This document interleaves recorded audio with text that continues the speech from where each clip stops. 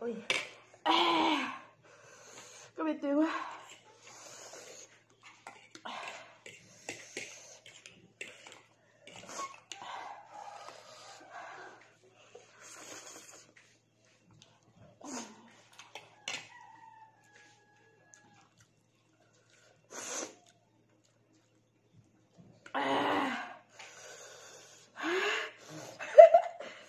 Ini tickling ya. Ôi cái gì đó, cái spicy eater bao cái một thấy to lắm.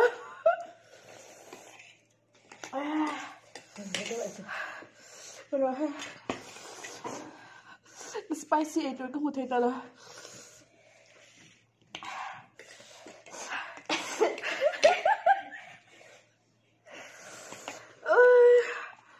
Rồi cái bị tiêu lên ta.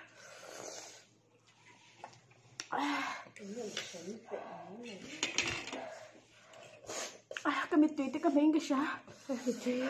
mít tươi mẹ.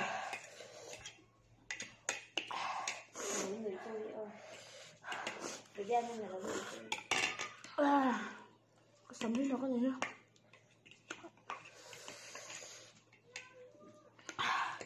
Mít tươi nó sẽ tao được.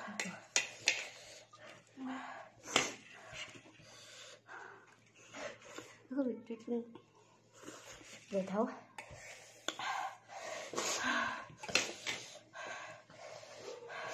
ở đây là ổ mày xem không nhà xào tôi hay ở đây liền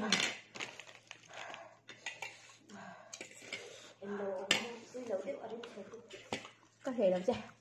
Cái hay rồi rồi phải nè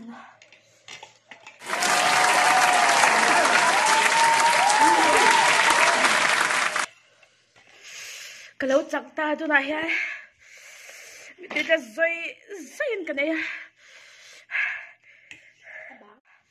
ngoài ra sẽ là cái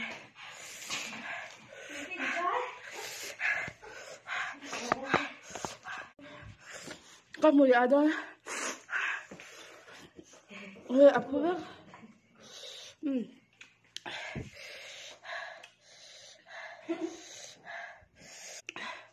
con mùi như có chìm thế đâu rất cầm tê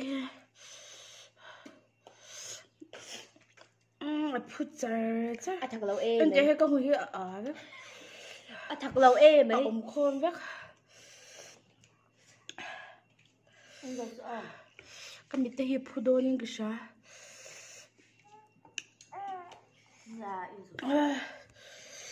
hay con mùi ở khôn rất khôn rất